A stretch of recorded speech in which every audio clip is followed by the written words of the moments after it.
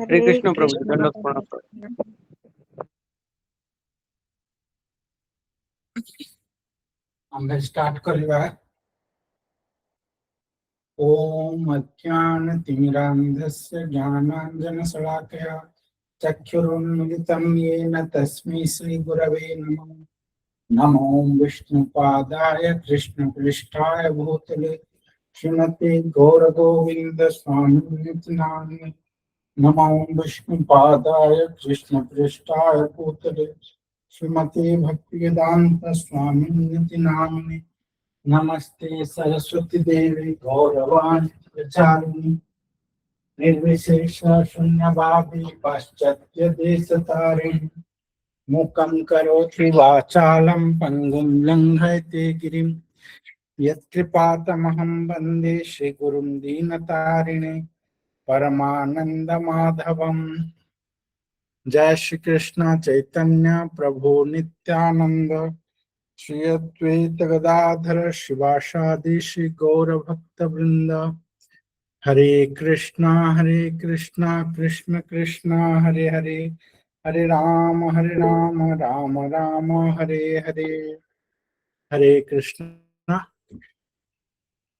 आम श्रीमद् भागवतम प्रथम स्कंद 8th chapter and 9th chapter गतकाली पढ़िले श्लोक संख्या 6 और 7 श्लोक संख्या 6 7 आम पढ़ुचे। गतकाली आमे किए माने सब उपस्थित होइचंदी मुख्य मुख्य किछि जनकर ना लिखा हिचे एठरे सेठे तो लक्ष लक्ष ऋषि मुनि माने थिले उपस्थित, किंतु किछि जनकर ना एठरे प्रमुख किछि जनकर ना दिया हला। तो भीष्म देवंकर परायण समय तो से भितरे काली आमे देखिले पर्वत मुनिकर कथा सुनले आउ नारद मुनिकर कथा सुनले जे से माने केते बड़ भक्त आउ से सब उपस्थित थिले। आज आमे ता परठू पढ़िबा।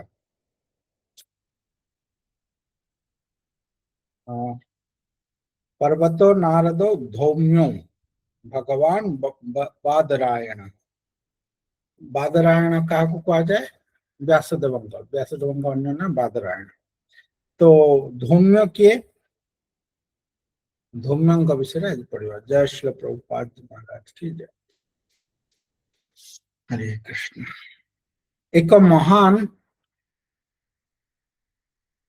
महान ऋषि धौम्य एक महान ऋषि से उत्कोचक तीर्थ रे उग्र तपस्या करथिले। कालक्रमे से पांडव राजा मानकर पुरोहित होइथिले। से पांडव मानकर अनेक धार्मिक समारोह रे पुरोहित कार्य करिथिले एवं पांडव मानकर द्रौपदींकर विवाह क्रिया मध्य से संपन्न करिथिले। पांडव मानकर वनवास समय रे मध्य से सेमानंक साथी रे थिले एवं जेतेबेले सेमाने दुखरे म्रियमाण होई जाउथिले सेतेबेले से सेमानंकु अनेक शास्त्र उपदेश दे सांत्वना देउथिले। किपरि एक वर्ष अज्ञातवास करबाकू पड़िबो से संबंध रे से सेमानंकु मध्य उपदेश देइथिले। पांडव माने से समय रे तांकर उपदेश को अक्षरे अक्षरे पालन करथिले। कुरुक्षेत्र युद्ध परे जेतेबेले समूह मृत्यु संस्कार क्रिया संपन्न करागला सेतेबेले तांको नाम मध्य वर्णना करा जाइछि। महाभारतर अनुशासन पर्व रे वर्णना अछि जे से महाराज युधिष्ठिर को बहुत धर्म उपदेश दैछन्ति। से गृहस्थ मानकर एक उपयुक्त पुरोहित थिले। से पांडव माननको धर्म मार्ग रे ठीक भावे परिचालन करिथिले। पुरोहितंकर काम हैला गृहस्थ माननको आश्रम धर्म पालन रे ठीक मार्ग रे परिचालित कराइबा। आध्यात्मिक गुरु एवं पुरोहितंक मध्य रे वास्तव रे किछि पार्थक्य नाही। ऋषि और ब्राह्मण गण प्राय यही पदर अधिकारी हेउथिले। तो धौम्य हेले पांडव मानकर पुरोहित पांडव मानकर पुरोहित कौरव मानकर नुह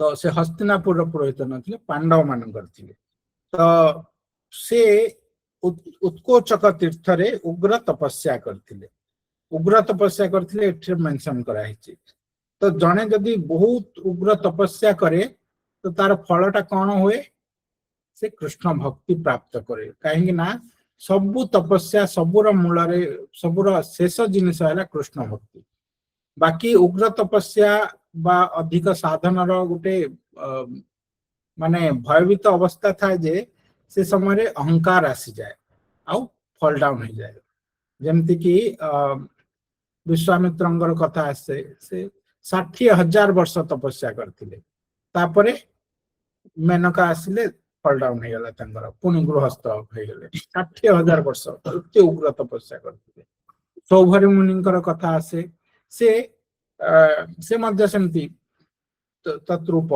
60,000 एमती बहुत वर्ष तपस्या करथिले से तो जमुना जल भितरे रही तपस्या करथिले बाहर काले मते माया लागि जिवो से जमुना जल भितर को प्रवेश कर सेठी तपस्या करथिले किंतु तांकर मध्य फॉल डाउन हेला से गले राजा मांधा तांको पाखकू आउ बाहा हेबा पई तांकर उटे झियो देबा पई मागिले तो इत्ते बड़ बड़ ऋषि माने इत्ते उग्र तपस्या कला पर मध्य फॉल डाउन रो भय रहे काहे कि ना उग्र तपस्या रे गोटे जिनिस रुए अहंकार आसी जाए मु इत्ते करलिनी मु इत्ते करूची मु इत्ते मु ता रो प्राबल्यता बढ़ी जाए जेतेले आमे किछि नथिबा मोर प्राबल्य कमी की रहबो किछि मोर जोटा कहा जाए ना जे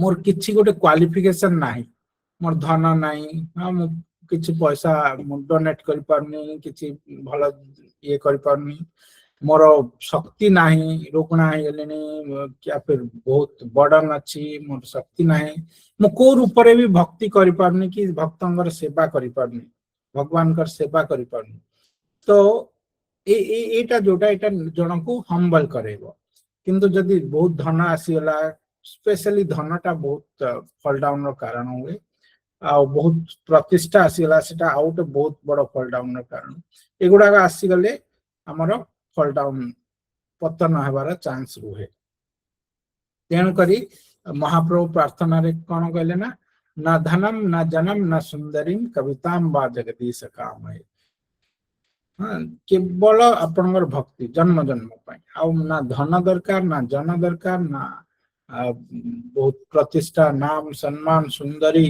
किछि दरकार नहीं सबू को मना कले मना कहीं करचंदी कहीं कि ना एगुडा का आसिले हमरो चांस रुहे फॉल डाउन रो चांस टा रुहे एटा लोकन को शिक्षा देबा पाई जदि एगुडा हमें कहबारे इतने बड़ बड़ लोक थिले बहुत धनी थिले बहुत पैसा वाला थिले युधिष्ठिर महाराज देश को कौन समग्र विश्व शासन करथिले अम्बरीश महाराज पुंडरीक विद्यानिधि कितने बड़ बड़ लोक सब थिले से माने राजा मन कहलिया सब राजा माने तो से माने केमती फॉल डाउन हेलेनी से माने तो ठीक ठाक थिले हां ठीक ठाक जनक ऋषि थिले राजर्षि कथा में पढुथिले से दिन तो से माने काई फॉल डाउन हेले हम कोन से बोलिया ही परिबानी ना से भलिया बहुत रेयर से भलिया हेले मध्य से बाहर से भलिया थिले किंतु भितरे अति निष्किंचन थिले गोटे माने तांको जनक राजांकर देश जनकपुर सबुठु गरीब लोकर भावना जहा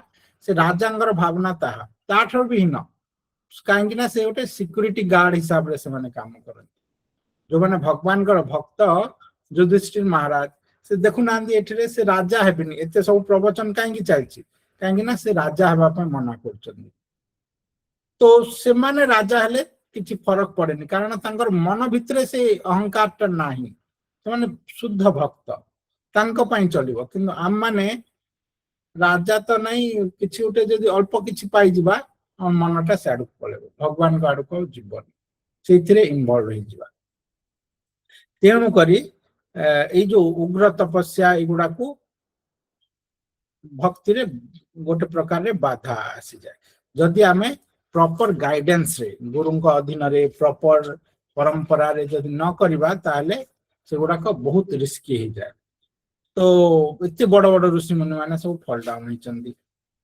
ताहले एठिरे धौम्यंक विषय कहला से उग्र तपस्या करथिले किंतु से तपस्या रे से सक्सेसफुल हेले केमिति सक्सेसफुल हेले बोली जानिबा काहेकि ना से भक्तिटा पाइले से भक्तर सेवा पई आसी गले जेंति एठिरे गोटे सुंदर एग्जांपल आसे वशिष्ठ ऋषि हेले बहुत पुराना से सत्य जुगर तांको ब्रह्मा कहले जे तुम्हें पुरोहित हुआ जो पुरोहित हवा कहले रघुवंशर रघुवंश माने हम सूर्यंकर वंश जो आछंदी से कहीं ना सूर्यंकर वंश आछंदी आउ से माने शासन करचंती पृथ्वी रे भूलोक रे शासन करचंती तांको प्रॉपर गाइडेंस दरकार तो प्रजा मान को से माने समते शासन करि परिबे समस्त भक्ति को आगे पारिबे भक्ति रे तो तुम तांको रिक्वेस्ट कले ब्रह्मा जी जे तुम्हें हे जा तांगर पुरोहित बोली से मना कले मो ए सब जंजाल रे पसिबिनी काहेकि ना पुरोहित कार्यटा माने गोटे जजमान को जाए ना जो माने तांगर गोटे प्रकार सेवा करिबा से मानकर भल से मानकर मंद एगुड़ा सब बुझवा आ बहुत केस रे कौन हुए ना तांकर कर्म फल भी भाग नेबा पड़े पुरोहित को तेणु करी से पुरोहित कार्य पई मना कर दे वशिष्ठ ऋषि किंतु ब्रह्मा जेतेले कहले जे ई रघुवंश रे सूर्य वंश रे फ्यूचर रे त्रेता युग रे राम आसीबे आउ भगवान स्वयं आसीबे नारायण राम रूप रे अवतरित हेबे तो जितेले सेटा कहले तापर से कहले ठीक अछि से सत्य जुगर पुरोहित अछंदी त्रेता जुग जा वेट करचंदी केबे राम आसीबे काहे कि ना एठे भक्तिर कथा आछे भगवान कर कथा आछे तो से पुरोहित कार्य कोन जहा कार्य हले भी भक्त पई बा भगवान पई जेतेला हम करिबा तो सेटा हला भक्ति आ भक्ति हला अंतिम लक्ष्य जेते उग्र तपस्या हो जेते साधना हो जिते दान जिते तपस्या जहा किछि हो ना कहीं सबुर मूल लक्ष्यटा सबुर एम टा हला भक्ति केमती भक्ति पाइबा तो वशिष्ठ ऋषि तापरे रघुवंशर पुरोहित होइकी रहिले काहेकि ना राम आसिले रामंग सहित तांगर अनेक लीला सब अछि देखिले दर्शन कले तांको शिक्षा देले गुरुकुल रे शस्त्र शिक्षा सब देले तो सेटा पई ही से वेट करथिले जुग जुग सेटा हला भक्तिर श्रेष्ठ लिमिटटा भगवान का सहित डायरेक्ट डीलिंग करचंदी सिमिलरली धौम्य बहुत तपस्या करचंदी आ से मध्य से तपस्या रे कोन तांगर अचीवमेंट हे जायछि तांगर गोलटा से प्राप्त होइचंदी केते बेले जेते बेले से पांडव मानकर पुरोहित होइचंदी काहेकि ना पांडव माने रे श्रेष्ठ भक्त भगवान कर श्रेष्ठ भक्त अर्जुन भगवान कर सखा भीष्म हमर युधिष्ठिर धर्मराज माने भगवान कर बहुत बड़ भक्त तांकर सेवा करिवा माने तांकर पुरोहित हेबा पुरोहित माने गुरुंक भलिया एठे प्रभुपाद लिखले ना जे आध्यात्मिक गुरु एवं पुरोहित मध्य रे वास्तव रे किछि पार्थक्य नाही आध्यात्मिक गुरु से हेले चारि वर्णर से ये रहिबे चारि आश्रम रे से गुरु रहिबे आउ पुरोहित मेनली आपन गृहस्थ धर्म समय रे आपन को हेल्प करिवे शास्त्र शिक्षा देबे आउ पुरोहितर काम से केमती करथिले से राजमहल रे रहि नथिले जेमती पांडव मान को वनवास हला कुंती महारानी कोठी रहले से राजमहल रे रहले हस्तिनापुर रे रहले से वनवास गले नि तांग सहित से जाई परिबेनी तो तांग पई ये करा हेनी पांच पांडव आउ द्रौपदी माने वनवास कले तो धौम्य जे तांगर पुरोहित तांको मध्य वनवास जिबार दरकार नाही तांको पई वनवास मागा हिनी किंतु से गले तांग सहित काहे कि ना तांको उपदेश देबे तांकर सहायता करिवे जेतेले से माने एते दुख आसी जाए आउ से पारी की मध्य किछि करि पार नथिले गोटे तो दुख आसी जाउची हम पारु नै हम कोन करबा कांदिवा छडा आउ किछि उपाय नै किंतु पांडव मान सहित सेमति नथिला ସବୁ ଦୁଃଖ ଏ ଜଗତରେ ଏମିତି କିଛି ଦୁଃଖ ନଥିଲା ଯୋଉଟାକୁ ସେ ଜିତି ପାରିବେନି, ସବୁ ଦୁଃଖକୁ ଜିତି ପାରିବେ। ଏକା ଅର୍ଜୁନ ପୁରା ଯାଇକି ଗୋଟେ ଗୋଟେ ରାଜ୍ୟକୁ ହରେଇ ଦଉଥିଲେ। ବିରାଟ ଯେତେବେଳେ ଦ୍ରୋଣ ମାଗିଲେ ଗୁରୁ ଦକ୍ଷିଣା, ସେ ଅନ୍ୟ କାହାକୁ ମାଗିଲେନି, ସେ କେବଳ ଅର୍ଜୁନକୁ କହିଲେ ଯେ ମତେ ବିରାଟ ରାଜ୍ୟଟା ଦରକାର। ଏକା ଗଲେ ଅର୍ଜୁନ, ଏକା ପୁରା ବିରାଟ ରାଜ୍ୟକୁ ସାରିଦେଲେ, ହରେଇ ଦେଲେ। ହସ୍ତିନାପୁର ସେନାକୁ ଏକା ହରେଇ ଦେଲେ। ଭୀଷ୍ମ ଦ୍ରୋଣ ସମସ୍ତେ ଥିଲେ, ସମସ୍ତଙ୍କୁ ଏକା ହରେଇ ଦେଇଛନ୍ତି। ତ ଏତେ ବଡ ସେମାନେ ସାମର୍ଥ୍ୟ, ଗୋଟେ ଗୋଟେ ମାନେ ପୃଥିବୀର ସବୁଠୁ ବଡ ସାମର୍ଥ୍ୟ ଲୋକମାନେ। ସେମାନଙ୍କୁ କି ଦୁଃଖ ଆସିବ, ସେମାନେ କାହାର ଇଏ କରିପାରିବେନି, କିନ୍ତୁ ଧର୍ମ ପାଇଁ ସହୁଥିଲେ ସେମାନେ। ଏତେ ପାରିଥିଲେ ମଧ୍ୟ ସେମାନେ ସହିକି ରହୁଥିଲେ। ତ ସେଇଟା ବହୁତ ମାନେ କଷ୍ଟଦାୟକ ହେଇଯାଏ ନିଜକୁ, କାହିଁକି ନା ତୁମେ ପାରିବ କିନ୍ତୁ ତୁମକୁ ସହିବାକୁ ପଡୁଛି। ତ ସେ କେସରେ ଜଣ ଆଶ୍ୱାସନା ଦରକାର, ଜଣେ ଗୁଡ ଗାଇଡେନ୍ସ ଦରକାର, କାହିଁକି ନା ନହେଲେ ଉଠି ପଡିବ ନା। ଧର୍ମ ଭାଙ୍ଗିକି ମଧ୍ୟ ତୁମେ ତ ପାରିବ ନା, ଶକ୍ତି ଅଛି, ତୁମେ ସେଟା ହାସିଲ କରିଦବ, ତୁମର ଦୁଃଖକୁ ସୁଖରେ ପରିବର୍ତ୍ତନ କରିଦବ। କିନ୍ତୁ ଏମାନେ ସହୁଥିଲେ, ଦୁଃଖଟାକୁ ସହୁଥିଲେ, କାହିଁକି ନା ଏଟା ଧର୍ମ ସମ୍ମତ। ଆମେ ଜୁଆ ଖେଳିଲୁ, ଜୁଆରେ ହାରିଗଲୁ, ତ ଆମକୁ ବନବାସ ହେଇଛି, ଆମକୁ ସହିବାକୁ ପଡିବ। ଅଜ୍ଞାତବାସ ହେଇଛି, ସହିବାକୁ ପଡିବ। ତ ଏଇ ଯୋଉ ସହିବା ପାଇଁ ତାଙ୍କୁ ଦରକାର ଜଣେ ମିତ୍ର, ଯିଏକି ତାଙ୍କୁ ଗାଇଡେନ୍ସ କରିପାରିବ, ନହେଲେ ଏତେ ସହିବା ସହଜ ଜିନିଷ ନୁହଁ। ଆଉ ଧୌମ୍ୟଠୁ ବଡ ଋଷି, ଧୌମ୍ୟଙ୍କଠୁ ବଡ କଣ ଜ୍ଞାନୀ କିଏ ହେବ? ସେ ଏତେ ତପସ୍ୟା କରିଛନ୍ତି, ସେ ସବୁ କିଛି ଜାଣିଛନ୍ତି, ଆଉ ସେ ଜାଣିଛନ୍ତି ଯେ ଭକ୍ତି ହିଁ ସାର। ସେଥିପାଇଁ ଆସିକି ତାଙ୍କର ପୁରୋହିତ ହେଇଛନ୍ତି, ସେ ବନବାସ ଗଲେ ତାଙ୍କ ସହିତ ବି, ଆଉ ତାଙ୍କୁ ପ୍ରପର ଗାଇଡେନ୍ସ ଦଉଥିଲେ। ଯେତେବେଳେ ବି ଯୁଧିଷ୍ଠିର ମହାରାଜ, ପାଣ୍ଡବ ମାନେ ବହୁତ ମ୍ରିୟମାଣ ହେଇଯାଉଥିଲେ, ଦୁଃଖରେ ଭାଙ୍ଗି ପଡୁଥିଲେ, ସେ ସମୟରେ ତାଙ୍କୁ ଶାସ୍ତ୍ରର କଥା କହୁଥିଲେ, ରାମଙ୍କ ବିଷୟରେ କହୁଥିଲେ, କେମିତି ରାମଙ୍କୁ କେତେ ଦୁଃଖ ଆସିଛି। ସେ ରାଜା ଭଗବାନ ସ୍ୱୟଂ, କିନ୍ତୁ କେତେ ଦୁଃଖ ସବୁ ସହିଛନ୍ତି ତାଙ୍କ ଲାଇଫରେ। ତାଙ୍କ ୱାଇଫ କୁ ଆଉ ଜଣେ କିଡନାପ କରି ନେଇ ଯାଉଛି, ସ୍ୱୟଂ ଭଗବାନ ତାଙ୍କ ୱାଇଫ କୁ ଜଣେ କିଡନାପ କରି ନେଉଛି, ଆଉ ଭଗବାନ କଣ ସହୁଛନ୍ତି, ତାକୁ କେମିତି ସହୁଛନ୍ତି, ପୁରା ବର୍ଷ ବର୍ଷ ଧରି ସହୁଛନ୍ତି। ଯିବେ, ଲଙ୍କା ପାରି ହେବେ, ତା ପାଇଁ ରିକ୍ୱେଷ୍ଟ କରୁଛନ୍ତି କାହାକୁ, ଆଗ ସୁଗ୍ରୀବଙ୍କୁ, ଯେ ତୁମ ସେନା ସାହାଯ୍ୟରେ ମୁଁ ଲଢିବି ରାବଣ ସହିତ। ସୁଗ୍ରୀବକୁ ରିକ୍ୱେଷ୍ଟ କରୁଛନ୍ତି। ସୁଗ୍ରୀବକୁ ଯେତେବେଳେ ବାଲିକୁ ମାରିଲେ, ସୁଗ୍ରୀବକୁ ଶାସନ ଦେଇଦେଲେ, ସୁଗ୍ରୀବ ଭୁଲି ଗଲେଣି ଯେ କିଛି ଗୋଟେ ବଚନ ଦେଇଥିଲେ ରାମଙ୍କୁ ବୋଲି। ତ ରାମ ସହିକି ୱେଟ କରୁଛନ୍ତି, ସ୍ୱୟଂ ଭଗବାନ ୱାଇଫ କୁ ବଞ୍ଚେଇବାର ଅଛି, କିନ୍ତୁ ଏଠି ୱେଟ କରୁଛନ୍ତି ଯେ ସେ କେତେବେଳେ ତାର ଭୋଗ ସରିବ, ସେ ଆସିକି ମତେ ହେଲ୍ପ କରିବ। ତାପରେ ଲକ୍ଷ୍ମଣ ରାଗିଗଲେ ନା, ଲକ୍ଷ୍ମଣ ଯାଇକି ଯେତେବେଳେ ତାଙ୍କ ଉଗ୍ର ରୂପ ଦେଖେଇଲେ, ଧାଇଁ ଧାଇଁ ଆସିଲେ ସୁଗ୍ରୀବ, ମୁଁ ଭୁଲି ଯାଇଥିଲି, ବଡ ଭୁଲ ହେଲା ବୋଲିକି। ତାପରେ ପୁଣି ସମୁଦ୍ରକୁ ରିକ୍ୱେଷ୍ଟ କରୁଛନ୍ତି, ଉପବାସ ହେଇକି ବସୁଛନ୍ତି ଯେ ଆରେ ମତେ ପଥଟା ଦିଅ ବୋଲିକି। ସେ ସ୍ୱୟଂ ଭଗବାନ, କିନ୍ତୁ କେତେ ସହୁଛନ୍ତି। ତାପରେ ଯାଇକି ସେଠି ଯୁଦ୍ଧ କରୁଛନ୍ତି, ଆଉ ଯୁଦ୍ଧ କରିକି ପୁଣି କେତେ ସହୁଛନ୍ତି। ଆମର ସେଠିରେ କଣ କହନ୍ତି ନା, ଲଙ୍କାରେ ନାଗପାଶ ଅସ୍ତ୍ର ଆସିଛି, ବେହୋସ ହେଇଯାଇଛନ୍ତି, ଲକ୍ଷ୍ମଣଙ୍କୁ ତୀର ବାଜିଛି, କେତେ ସବୁ ଦୁଃଖ ଗୁଡା ସହିଛନ୍ତି। ତ ଭଗବାନ ନିଜେ ସ୍ୱୟଂ ଏତେ ଇଏ ଯାଇଛନ୍ତି। ଏଟା ଶାସ୍ତ୍ରର ଶିକ୍ଷା, ଆମ ମାନଙ୍କୁ ଶିକ୍ଷା। ତ ଆମେ ମାନେ କିଏ? ପାଣ୍ଡବ ମାନଙ୍କୁ ସେ ଶିକ୍ଷା ଦଉଛନ୍ତି ଶାସ୍ତ୍ରରୁ। ସବୁ ସେଇ ଶିକ୍ଷା ଗୁଡା ପ୍ରାପ୍ତ ହେଲେ ଆମେ ଧର୍ମରେ ଚାଲିବା ପାଇଁ ଶକ୍ତି ପ୍ରାପ୍ତ ହଉ, ନା ଶେଷରେ ଧର୍ମର ବିଜୟ ହବ। କିନ୍ତୁ ତା ପୂର୍ବରୁ ଆମକୁ ସେ ଶକ୍ତିଟା ଦେବା ପାଇଁ ଜଣେ ମିତ୍ର ଦରକାର, ଜଣେ ମାର୍ଗଦର୍ଶକ ଦରକାର।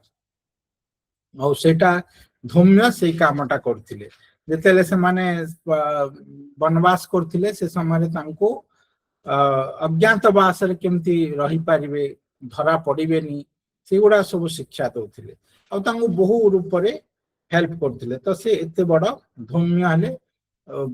ବଡ ବଡ ଋଷି ଆମେ କହିବା, ଏଇ ଯୋଉ ବିଶ୍ୱାମିତ୍ର, ସୌଭରି, ସବୁ ମୁକ୍ତ ମହାଜନ ଗୁଡା, ଏମାନଙ୍କଠୁ ବି ବଡ ସେ, କାହିଁକି ନା ସେ ଭକ୍ତିକୁ ଆସି ଯାଇଥିଲେ। भक्तर सेवा करथिले से जानी पारथिले जे भक्ति ही सर्वश्रेष्ठ बोली। तो तापरे आसिले व्यासदेव। व्यासदेव स्वयं आछन जे ए महाभारत लिखिचंदी, भगवत गीता सब कुछ लिखिचंदी, से स्वयं आछंती दर्शन करबा पई भीष्म देवंगर प्रयाण समयटा। भीष्म देव तो जने गृहस्थ थिले, आउ व्यासदेव से समय सबुठु श्रेष्ठ ऋषि थिले, सबुठु बड़।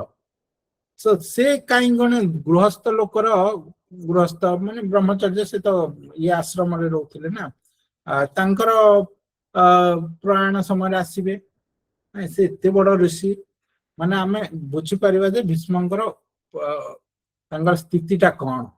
तांकर प्रयाण समय व्यासदेव स्वयं आछन, तांको पाखकु आछन।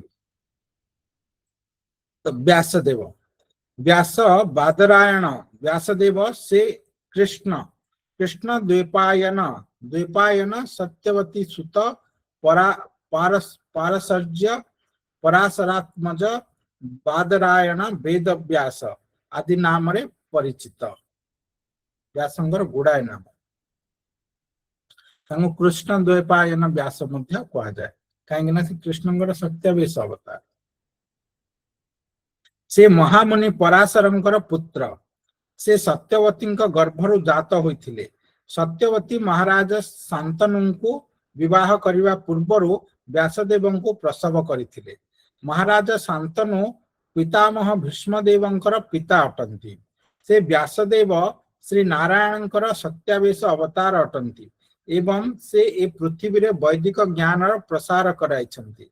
तेणु वैदिक शास्त्र विशेष करी पुराण पाठ पूर्वर व्यासदेवंकर नाम गान करा जाए। श्री सुखदेव गोस्वामी तांकर पुत्र अटंती। वैशंपायन आदि ऋषिगण तांकर शिष्य अटंती। इमाने वेदर विभिन्न विभागर अधिकारी अटंती। से महाभारत और भागवत महापुराणर रचयिता अटंती। ब्रह्मसूत्र बा वेदांत सूत्र बा बादरायण सूत्र तांक द्वारा रचित। ऋषि मानक मध्यरे तांकर कठिन तपस्या जोगु से एक विशिष्ट ग्रंथकर्ता हिसाब रे सम्मानित हुअंती। से जेतेबेले कलिजुगर लोकंकर कल्याणार्थे महाभारत रचना करने को इच्छा कले, सेतेबेले से एक शक्तिशाली लेखकंकर आवश्यकता अनुभव कले, जे कि शुद्ध भाव रे ओ खूब शीघ्र तांकर वक्तव्य को लिपिबद्ध करि पारिबे। श्री ब्रह्माजींकर आदेश अनुसार से गणेश जी से श्री गणेश जी से दायित्व ग्रहण कले, किंतु शर्त रहिला जे श्री व्यासदेव गोटे मुहूर्तक पई तांकर वक्तव्य बंद करिवे नाही। से बराबर कहि चलले और श्री गणेश जी बराबर लिखि चलले। यही परि भाव रे श्री व्यास और श्री गणेशंकर जुग्म प्रचेष्टारे महाभारत रचित होइछि। माता सत्यवती आदेश रे जेउ सत्यवती परे महाराज शांतनु को विवाह कले एवं भीष्मदेवंकर अनुरोध क्रमे जेउ भीष्मदेव शांतनुंकर प्रथम स्त्री गंगा देवींकर गर्भरु जात और शांतनुंकर ज्येष्ठ पुत्र अटंती। से व्यासदेव तांकर भाई बोहू को तीनोटी अति चमत्कार पुत्र प्रदान करथिले। सेमानकर नाम धृतराष्ट्र, पंडु एवं विदुर। कुरुक्षेत्र युद्ध परे एवं समस्त वीरंकर मृत्यु परे श्री व्यासदेव महाभारत रचना करथिले। महाराज परीक्षितंकर पुत्र महाराज जन्मजयंक दरबार रे यह प्रथमे प्रकाशित होइथिला।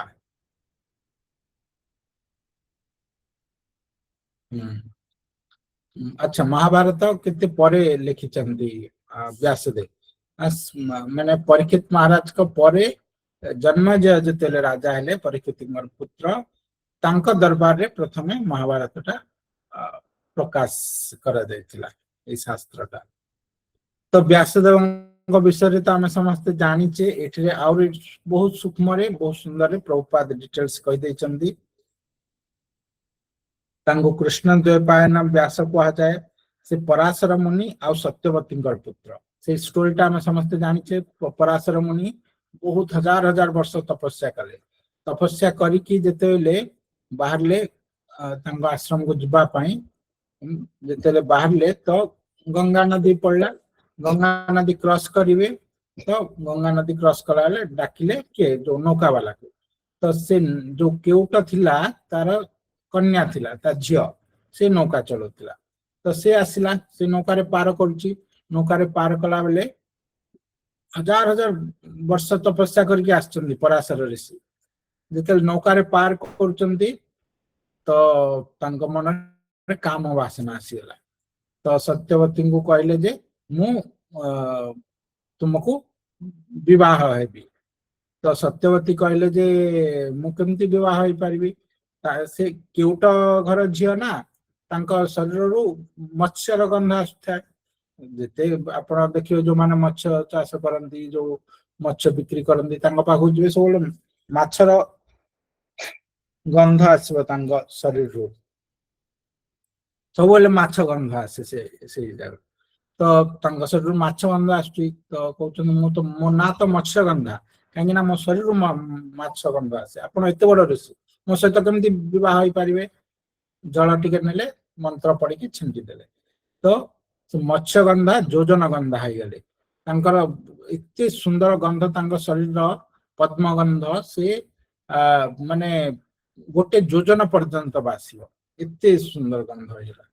ତାପରେ ସତ୍ୟବତୀ କହିଲେ ଯେ ଏଇ ଯୋଉ ମୁଁ ଏବେ କେମିତି ବାହା ହେଇପାରିବି, ମାନେ ସମସ୍ତେ ଅଛନ୍ତି ଆକାଶ ସମସ୍ତେ, ତ ସେଠିରେ ଗନ୍ଧର୍ବ ବିବାହ କରିକି ତାଙ୍କ ସହିତ ସେ ତାଙ୍କର କାମନା ପୂର୍ଣ୍ଣ କଲେ। ପରାଶର ଋଷି ମାନେ ଯୋଉ କହନ୍ତିନି ଶହ ଶହ ବର୍ଷର ତପସ୍ୟା ଶକୁଆ ପୁଡାରେ ଗଲା, ଆମ ଓଡିଆରେ କଥାବାର୍ତ୍ତା ଅଛି, କଥାରେ ଅଛି ନା, ସେ ଭଳିଆ କଥା।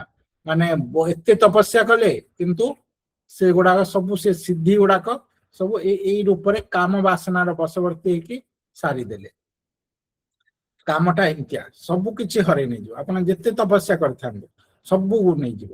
ସେଥିପାଇଁ ଏଇ ଯୋଉ ସ୍ତ୍ରୀ ସଙ୍ଗ ଏଗୁଡା ସବୁ ଯୋଉ କାହିଁକି ଏତେ କଣ୍ଟ୍ରୋଲିଂ କାହିଁକି ଦିଆହେଇଛି ଶାସ୍ତ୍ରରେ, ସେନ୍ସ କଣ୍ଟ୍ରୋଲ କାହିଁକି ଏତେ ଦିଆହେଇଛି? ସ୍ତ୍ରୀ ମାନଙ୍କ ପାଇଁ ପୁରୁଷ ସଙ୍ଗ, ପୁରୁଷ ମାନଙ୍କ ପାଇଁ ସ୍ତ୍ରୀ ସଙ୍ଗ, ଏତେ କଣ୍ଟ୍ରୋଲ କାହିଁକି କରାଯାଇଛି? କାରଣ ଏଇ ଯୋଉ କାମନାଟା, ଏଇ ଯୋଉ ଏନଜୟମେଣ୍ଟ ପ୍ରୋପେନସିଟିଟା ଆପଣଙ୍କର ସବୁ ସ୍ୱୀକୃତି, ସବୁ ପୁଣ୍ୟ, ସବୁ କିଛି ନେଇଯିବ। ଜଣେ କାମୀ ପୁରୁଷର ଯିଏ ସଙ୍ଗ କରେ ତାର ସବୁ ପୁଣ୍ୟ କ୍ଷୟ ହେଇଯାଏ, ଶାସ୍ତ୍ରରେ ଅଛି। କାମୀ ପୁରୁଷ ହେବା ବା ଆଉ କଣ କହିବା। ତ ଏତିକି ଜିନିଷ ତାର। ତ ତାଙ୍କର ପରାଶର ଋଷିଙ୍କର ଏତେ ତପସ୍ୟା କରି ଏତେ ସିଦ୍ଧି ପ୍ରାପ୍ତ ହେଇଥିଲେ, ଆଉ ସେଠିରେ ବହୁତ ତାଙ୍କର ସିଦ୍ଧି ଗୁଡା ସାରିଦେଲେ, ଆଉ ତାଙ୍କ ସହିତ କାମ ବାସନାରେ ପଡିଗଲେ। ତାପରେ ତାଙ୍କର ଯୋଉ ଗର୍ଭରେ ପୁତ୍ର ଜାତ ହେଲେ, ସେ ହେଲେ କିଏ? ବ୍ୟାସଦେବ। ବାହାଘର ହେଲେ ତାପରେ ଚାଲିଲେ, ବ୍ୟାସଦେବ ହେଲେ, ତାପରେ ସେ ଚାଲିଲେ ପରାଶର ଋଷି। ସେ ତାଙ୍କୁ ସତ୍ୟବତୀଙ୍କୁ ଯୋଜନ ଗାନ୍ଧାଙ୍କୁ ଆଉ ରଖି ନାହାନ୍ତି, ବାହା ହେଇକି ଗୃହସ୍ଥ ହେଇକି ରହିନାହାନ୍ତି। ସେଇ କିଛି ସମୟ ଯୋଉ ସମୟରେ ବ୍ୟାସଦେବ ହେଲା, ତାପରେ ବ୍ୟାସଦେବଙ୍କୁ ନେଇଗଲେ। ତ ବ୍ୟାସଦେବ ହେଲେ ସତ୍ୟବତୀଙ୍କର ପୁତ୍ର। ତାପରେ ସେଇ ସତ୍ୟବତୀ ତାଙ୍କର ତ ଯୋଜନ ଗନ୍ଧା ହେଇଯାଇଛନ୍ତି, ଆଉ ଏତେ ସୁନ୍ଦର ରୂପ ତାଙ୍କର, ତ ତାଙ୍କୁ ହସ୍ତିନାପୁର ରାଜା ଶାନ୍ତନୁ ସେ ଦେଖିଲେ। ତ ତାଙ୍କୁ ଦେଖିଲା ପରେ ତାଙ୍କର ଇଚ୍ଛା ହେଲା ତାଙ୍କ ସହିତ ବାହାଘର ହେବା ପାଇଁ। ତ ତା ପୂର୍ବରୁ ଶାନ୍ତନୁ ଗଙ୍ଗାଙ୍କ ସହିତ ବାହାଘର ହେଇଛି, ଆଉ ଗଙ୍ଗାଙ୍କର ପୁତ୍ର ହେଇଛନ୍ତି ଭୀଷ୍ମଦେବ। ତାଙ୍କର 11 ପୁତ୍ର ଥିଲେ, ସବୁ ପୁତ୍ରଙ୍କୁ ଗଙ୍ଗା ନେଇ ଯାଉଥିଲେ ନା, ଲାଷ୍ଟକୁ ଭୀଷ୍ମ ଦେବତା ରହିଗଲେ, ତାଙ୍କୁ ତାଙ୍କ କର୍ମଫଳ କାଟିବାର ଥିଲା। ତ ଭୀଷ୍ମଦେବ ହେଲେ ତାଙ୍କର ପୁତ୍ର। ତ ସେଠିରେ ଏଇ ଷ୍ଟୋରିଟା ବହୁତ ଅଛି। ଆମର ଆଜି ସମୟ ହେଇଯାଇଛି, କାଲି ଆମେ ଏଇ ଷ୍ଟୋରିଟା, ମହାଭାରତ ଷ୍ଟୋରିଟା ଏଇଟା, କାଲି ଆମେ ଆଉ ଟିକେ ଶୁଣିକି ତାପରେ ବୃହଦସ୍ୱଙ୍କ ବିଷୟରେ ପଢିବା। ତ ସେଠିରେ ବ୍ୟାସଦେବ ଯେ ଶାନ୍ତନୁ ଯେତେବେଳେ ବାହାଘର ପ୍ରସ୍ତାବ ଦେଲେ ମତ୍ସ୍ୟଗନ୍ଧାଙ୍କୁ, ଆମ ସତ୍ୟବତୀଙ୍କୁ, ତ ସେ କହିଲେ ଯେ ମୁଁ ତୁମ ସହିତ ବାହା ହେଲେ ମଧ୍ୟ ମୋର କିଛି ଲାଭ ହବନି, କାହିଁକି ନା ମୋର ପୁତ୍ର ତ ରାଜା ହେଇପାରିବେନି। ମୁଁ ସିନା ରାଣୀ ହେଇଯିବି, କିନ୍ତୁ ମୋର ପୁତ୍ର ତ ରାଜା ହେଇପାରିବେନି। ତୁମ ସହିତ ଯୋଉ ମୋର ପୁତ୍ର ଆସିବେ ସେମାନେ ରାଜା ହେଇପାରିବେନି, କାହିଁକି ନା ତୁମର ଜ୍ୟେଷ୍ଠ ପୁତ୍ର ରାଜା ହେବ, ସେ ହେଲା ଭୀଷ୍ମ।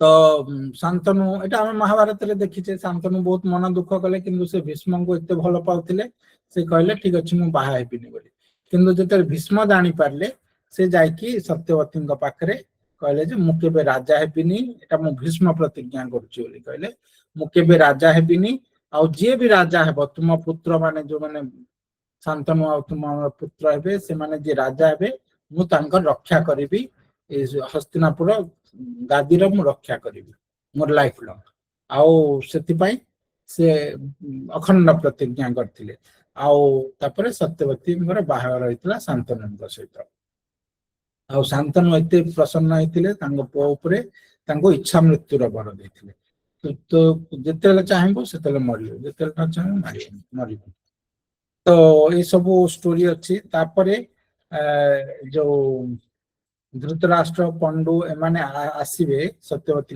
पुत्र से गुडाक आमे सॉरी सत्यवती पुत्रर पुत्र माने सेटा आमे काली सुनिबा धृतराष्ट्र पंडु और विदुरंगर सेटा एक्चुअली व्यासदेव ये करिवे सेति आउ किछि स्टोरी अछि शॉर्टली सुनिबा तापरे व्यासदेव एक्चुअली धृतराष्ट्र पंडु और विदुर माने व्यासदेव पुत्र सेटा केमती कौन सेटा आमे कहिबा काली कहिबा आउ महाभारत लिखन कथा एटा भी सुंदर स्टोरीटा अछि गणेश जी जो लिखिथिले सेटा मध्ये आमे नेक्स्ट क्लास रे कहिबा कार कोन प्रश्न अछि कि प्रश्न नहीं परिवा हरे कृष्ण प्रभु जी दंडवत प्रणाम धन्यवाद प्रभु जी जो भगवान रामचंद्र वनवास जाइतिले तांका संगे किए जाइतिले सेटा टिके मु बुझी पारलेनी प्रभु जी ना ना भगवान का सहित तो माँ सीता और लक्ष्मण जाइतिले ए जो पांडव मान वनवास कथा कहछन्ती नै उपदेश देबा पई जो वनवास सेटा पांडव मान सहित भगवान का सहित पांडव मान सहित धौम्य तांकर पुरोहित पांडव मान पुरोहित धौम्य ऋषि से जाइतिले आ से तांको रामायण कथा शास्त्र र कथा उडा सब कहउतिले जेतेले से माने दुख रे बेसी म्रियमाण हो जाउतिले से तांको पुरोहित से ऋषि से तांको ए सब शास्त्र कथा उडा कहउतिले शास्त्रवान हम माने जेतेले दुख रे पड़ी जाऊ हमको कोन भगवत गीता हम जहा पाख को जाऊ से हमको कोन शिक्षा दे हां भगवान कहचंदी कर्म फल रे आशा रखनी एटा कर सेटा कर समस्त कहंदी ना तो केमती जो दुख समय रे शास्त्र रो शिक्षा उडाक बहुत जरूरी ही पड़े सेटा हमर मन को स्ट्रांग कर दियो पुनी थरे से एंथुसियाज्म ता भरि दियो हम धर्म रे चाली परिबा आ जहा पाखरे से गुड गाइडेंस नथिबो शास्त्र कथा के कहबेनी तो से माने से दुख समय कोन हेबे पथभ्रष्ट हिजबे आजिकाली जो एते मार काट सब चलची एथि पाई जे से पेरेंट्स माने भी जान नांती शास्त्र कथा उडाक से माने तांगो पुओ को कोन बतेबे पुओ माने जेते कंपटीशन में फ्रस्ट्रेट होचंदी कि किछुटे दुख समय आछि तांगो भूल रास्ता रे पळौचंदी से माने समाज रे केही नाहंती शिक्षक समस्त तो मेटेरियलिस्टिक हेले शास्त्र कथा के पढौची कि सिखौची जे पढौची ता पाखक के जाउ ना कांगना गवर्नमेंट तो मेटेरियलिस्टिक गवर्नमेंट एगुडा को प्रमोट करिवार भगवत गीता एगुडा सब स्कूल रे जाइबार तो आमे लोक माने पथभ्रष्ट हेबे एठी धम्मंकर कैरेक्टर ता बहुत कृष्ण प्रभु जी दंडवत आउ किछि प्रश्न अछि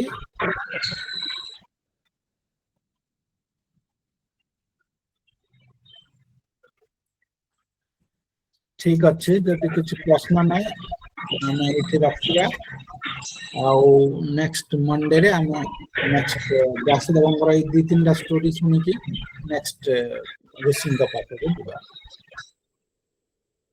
हरे कृष्ण